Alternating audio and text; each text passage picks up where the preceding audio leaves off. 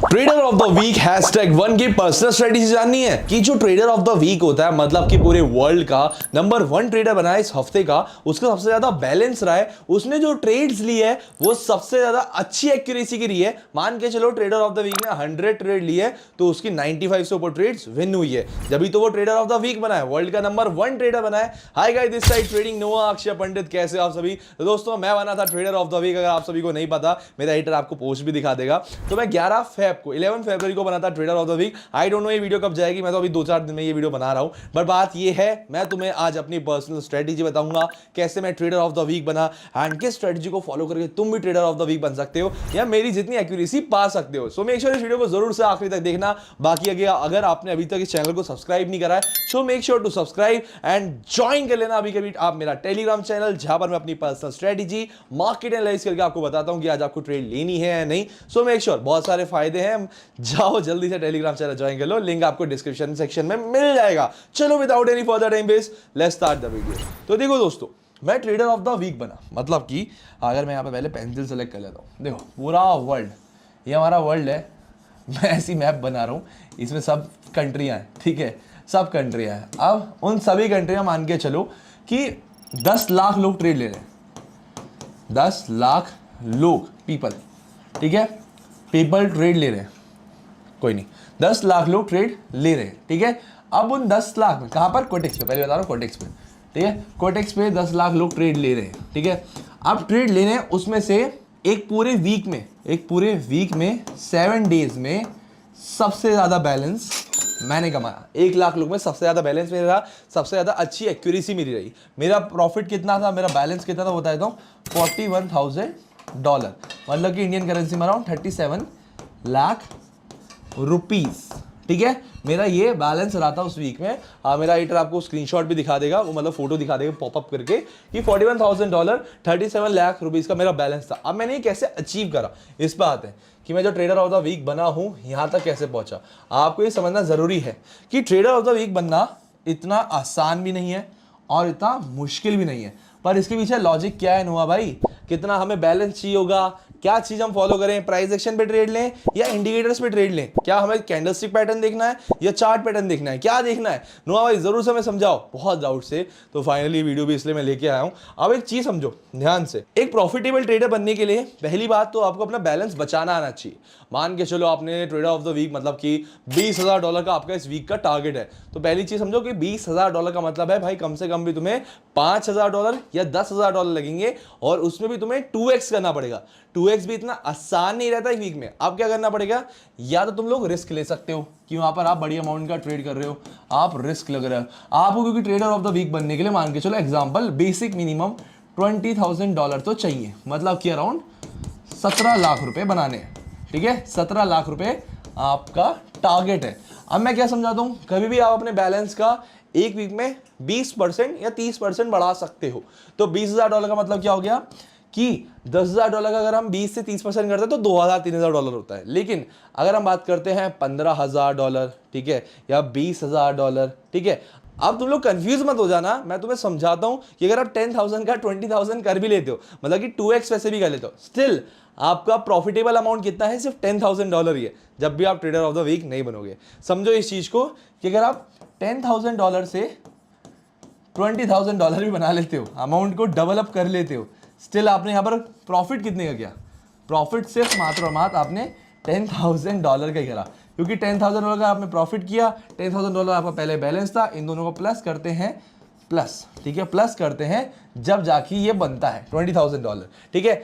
अब ये कॉमा है, अगर कोई गलत समझ रहा हो तो एक कॉमा है, ठीक है, ठीक है। अब क्या है, मैं स्ट्रेटेजी तो बताऊंगा लेकिन तुम्हें बेसिक भी समझना जरूरी है। स्ट्रेटेजी समझ के क्या करोगे, अगर तुम्हारे पास उतना बैलेंस ही ना हुआ या तुम उतना रिस्क ही नहीं ले पाए, तो मैं अब समझाता हूं। देखो मैंने जब ये स्टार्ट किया था तो मेरा बैलेंस था $1,30,000, ठीक है, समझ लो कितना बड़ा अमाउंट था, ठीक है। अगर इसकी मैं 10% की भी बात कर लूं, $1,30,000 की 10% की बात कर लूं तो ये आपका होता है $13,000, मतलब कि अगर मैं 10% बहुत आराम से, जो कि अचीव आदमी कोई भी कर सकता है, तो आपका यहां पर होता $13,000। तो आपको समझना जरूरी है कि मेरा कैपिटल बड़ा था, ठीक है, एंड मैंने यहां पर अचीव कितना किया, मैंने यहां पर अचीव करा अपने कैपिटल का 30% एक्स्ट्रा, ठीक है। तो अगर आप 13 × 3 करोगे, ठीक है, तो आपका आएगा अराउंड $39,000 और मैंने वही $41,000 अचीव किया था। मतलब मैंने 30% कैपिटल अपग्रेड किया। लेकिन अब समझो मैंने यहां पर क्या लिया था रिस्क। ठीक है, मैंने यहां पर रिस्क लिया था क्योंकि मेरा बैलेंस 1,30,000 था, मैंने लॉसेस भी किए थे, मैं $1,20,000 पे आ गया था। एक सेकंड में इतनी बड़ी अमाउंट लगती जरूर है, लेकिन एक सेकंड में सीधे 10 लाख रुपए मेरे लॉस गए। लेकिन वापस से रिकवरी करके मैंने बहुत ऊपर अच्छे पॉइंट पे आ गया था। मैं $1,50,000 पे आया था। मैंने एक ही दिन में $20,000 का टारगेट अचीव किया था, मतलब कि 1,30,000 से 1,50,000। तो अगर आपको ट्रेडर ऑफ द वीक बनना है या फिर उतनी बड़ी अमाउंट का बैलेंस अपडेट करना है तो आपको रिस्क बड़ा लेना पड़ेगा। ठीक है, पहली चीज, या फिर आपका कैपिटल बड़ा होना चाहिए। ठीक है, या तो रिस्क लेना पड़ेगा या फिर आपको कैपिटल बड़ा चाहिए। ठीक है, बस ट्रेडर ऑफ द वीक बनने की वो पहली चीज बता रहा हूं। अब हमारे टॉपिक पे आते हैं, विच इज कि पर्सनल स्ट्रेटेजी क्या है नुआ भाई, अब वो बताओ। मैं पहली स्ट्रेटेजी बताता हूं। पहली मेरी स्ट्रेटेजी थी कि मैं बड़ा अमाउंट डिपॉजिट करूंगा। ठीक है, एक बड़ा अमाउंट डिपॉजिट करूंगा, बिग बैलेंस। ठीक है, इसका फायदा क्या रहता है, मैं तुम्हें एक चीज बताता हूं जो लॉजिकली मैं हर दिन हर टाइम बताता हूं, जो आपको कुछ ट्रेडर्स कुछ और बोलेंगे, लेकिन मेरी जो सलाह है, मेरा जो मानना है, जितना छोटा बैलेंस उतना ज्यादा रिस्क और उतना ही कम प्रॉफिट, लेकिन जितना बड़ा बैलेंस उतना ही कम रिस्क और उतना ही ज्यादा प्रॉफिट। अगर लॉजिकली बात करी जाए तो लॉजिकली हम देखेंगे भाई, नहीं ना, बड़ा बैलेंस है, बड़ा बैलेंस में अगर छोटा मोटा भी लॉस होता तो वो एक बड़े अमाउंट का लॉस रहेगा। लेकिन अगर वो लॉस का पहले से आप, ये आपके दिमाग में आया होगा डेफिनेटली, लेकिन अगर आप पहले से लॉस का सोचने लगाओगे तो उस कैपिटल को बड़ा कैसे बनाओगे। उस छोटे से लॉस को तो आप देख रहे हो, लेकिन उस छोटे से प्रॉफिट को तो देखो कि अगर मैं $1,30,000 से कर रहा हूं, $10,000 का नुकसान हो गया तो 1,30,000 से कोई फर्क नहीं पड़ रहा, लेकिन 10 लाख बड़ी अमाउंट है। लेकिन भाई 1,30,000 अगर मैं 1,40,000 बना दूं तो 10 लाख का प्रॉफिट भी तो है।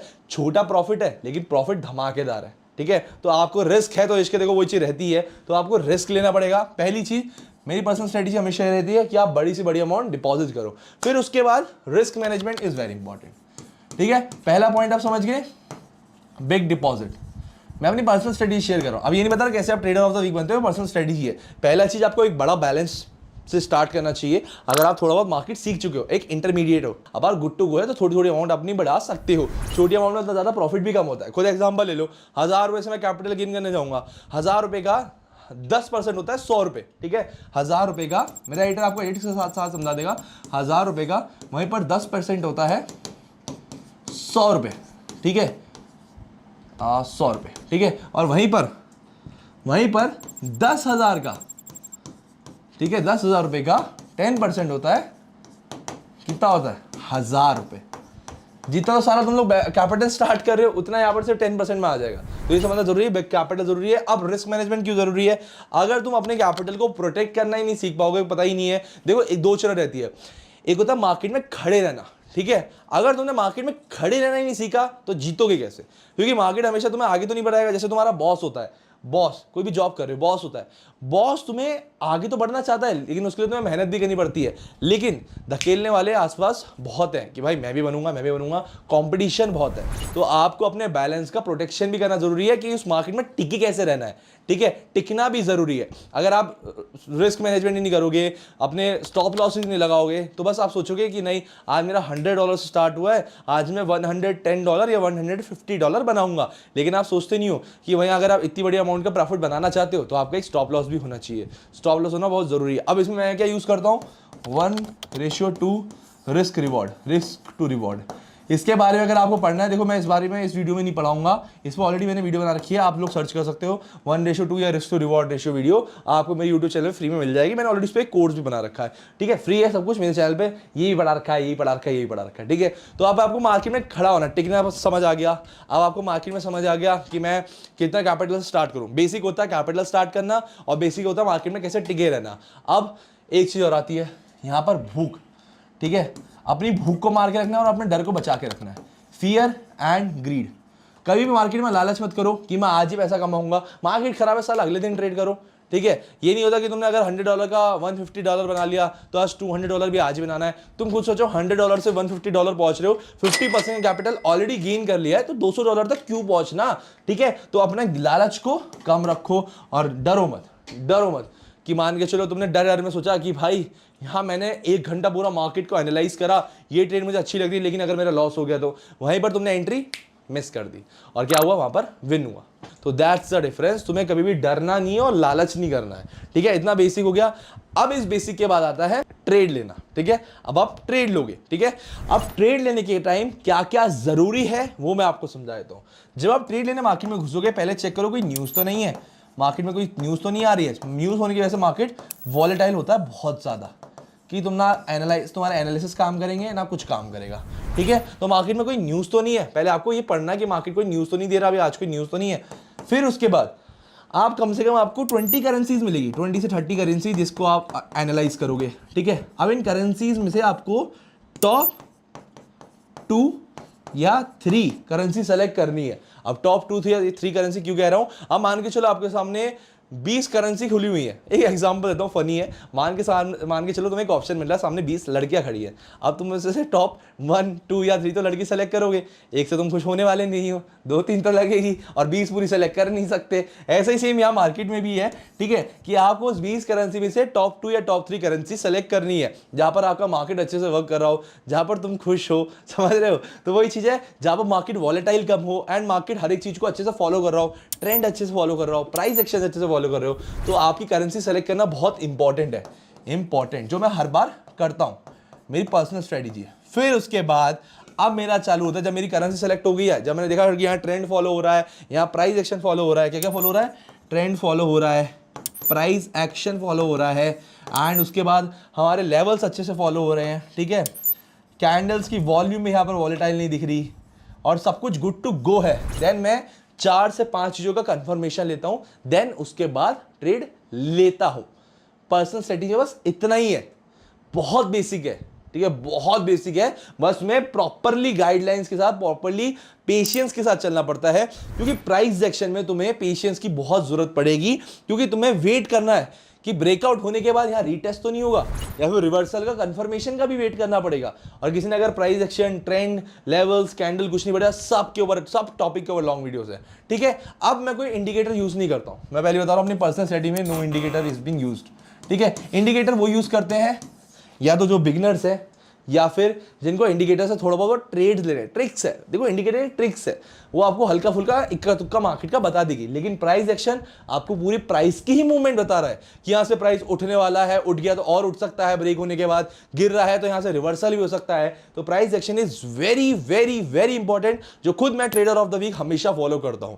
तो आपको बस यही पॉइंट समझने जरूरी है। मैं एक बार वापस आपको रिकॉल दूंगा, पर्सनल स्ट्रेटेजी में और कुछ भी नहीं है, लेकिन अगर आप चाहते हो कि मैं खुद ट्रेडर ऑफ द वीक आपको ट्रेड लेके दिखाऊं, ये सब चीजें फॉलो अप करके, so make sure to comment part 2, मैं इसके ऊपर एक वीडियो लेके आ जाऊंगा, ठीक है। तो आपको समझना जरूरी है कि आपको स्टार्टिंग से समझाऊं कि मैंने इतना बैलेंस किया था, मैंने आपको समझाया, फिर उसके बाद मैंने आपको दिखाया कि रिस्क लेना बहुत इंपॉर्टेंट है, या तो रिस्क लो, ठीक है, या फिर अब तुम्हें बड़ी अमाउंट से स्टार्ट करना पड़ेगा, बिग अमाउंट से स्टार्ट करो, या फिर आप रिस्क लो जब आप ट्रेडर ऑफ द वीक बन सकते हो। अब मेरी पर्सनल स्ट्रेटेजी वो ये रही कि आपके या तो बड़ा अमाउंट होना चाहिए, एक बड़े अमाउंट से स्टार्ट करो, जितना आप कर सकते हो, $100, 10,000 रुपीज, 1 लाख रुपीज, जो आपके हिसाब से। लेकिन इस चीज का ध्यान रखना, जब आप स्टार्ट करोगे तो कोई लोन ना लेना, कोशिश करना अगर लोन अवॉइड हो। लेकिन ऐसी बात नहीं, ट्रेडर्स नहीं लेते लोन लेते हैं कभी कभार, लेकिन लोन उतना लो जितना आप चुका पाओ, ठीक है। इस चीज का ध्यान रखो। फिर रिस्क मैनेजमेंट बहुत ही इंपॉर्टेंट है मार्केट में टिके रहने के लिए, आपकी खुद के बैलेंस की प्रोटेक्शन के लिए। फिर उसके लिए आप 1:2 का रिस्क रिवॉर्ड फॉलो कर सकते हो, और भूख और लालच हमेशा मार्केट में घुसने से पहले मार लो।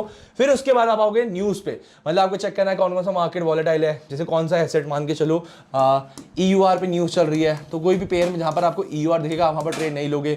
USD पे कोई न्यूज चल रही है तो आप USD पे भी कोई ट्रेड नहीं लोगे। फिर उसके बाद आता है 20 to 30 करेंसीज, मतलब आपको 20 से 30 करेंसी खोलनी है। फिर उसमें से टॉप 2-3 आप सेलेक्ट करोगे, जो कि बहुत इंपॉर्टेंट है। फिर उसके बाद आप ट्रेंड देखोगे, प्राइस एक्शन देखोगे, लेवल्स देखोगे, कैंडल्स देखोगे, एंड दैट्स इट। इसके अलावा कुछ जरूरत नहीं है। लेकिन अगर तुम चाहते हो पार्ट 2 जहां पर मैं सारी चीजें करके दिखाऊं एंड पर्सनली ट्रेड लेके दिखाऊं, so make sure to comment part 2, and that's it for today video. बहुत शॉर्ट में तुम्हें समझाया, बहुत शॉर्ट में तुम्हें बताया क्या एक पर्सनल स्ट्रेटेजी रहती है ट्रेडर ऑफ द वीक की, क्योंकि मैं नहीं चाहता तुम्हारा भी टाइम वेस्ट हो और मेरा भी टाइम वेस्ट हो, क्योंकि मुझे और आगे फ्री में ट्रेडिंग कंटेंट बढ़ाना है। इस वीडियो के स्टॉप होते ही मेरा दूसरा लेक्चर स्टार्ट होने वाला है, तो मुझे वो भी रिकॉर्ड करना है. So that's it for today video. I hope ये वीडियो आपको पसंद आई होगी, समझ आई होगी. Make sure to subscribe to this channel ताकि ऐसी more informative and knowledgeable video आपको जरूर से जल्द इस चैनल पे दिखे. एंड हाँ, make sure to join my Telegram channel, जिसका लिंक आपको डिस्क्रिप्शन एंड कमेंट सेक्शन में मिल जाएगा, जहां पर आपको मैं खुद ट्रेडर ऑफ द वीक अपनी पर्सनल स्ट्रेटजी शेयर करता हूं, मार्केट का एनालाइज करके बताता हूं कि आज आपको ट्रेड लेनी है नहीं, एंड मैनी मैनी मोर. तो जाओ जरूर से ज्वाइन कर लेना. चलो मिलते हैं जल्दी नेक्स्ट वीडियो में, तब तक के लिए बाय बाय.